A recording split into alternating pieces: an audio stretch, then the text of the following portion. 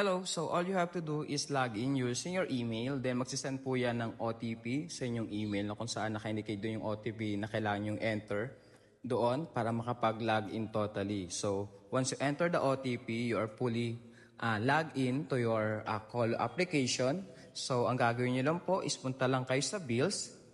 Pag nandito na kayo sa screen na to, and from there, iselect nyo po yung bills ninyo na babayaran.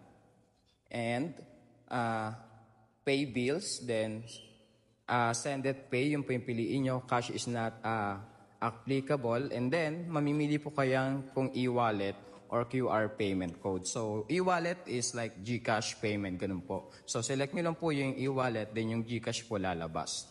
Pagka-select po ng GCash, so mag-open po yung GCash, i-ask po yung number niyo sa GCash, then mag-enter po, magsisend po yung OTP, i-enter nyo naman po yung PIN number nyo. Then ayun po, i-next nyo lang po hanggang mag-pay po kayo or proceed lang po.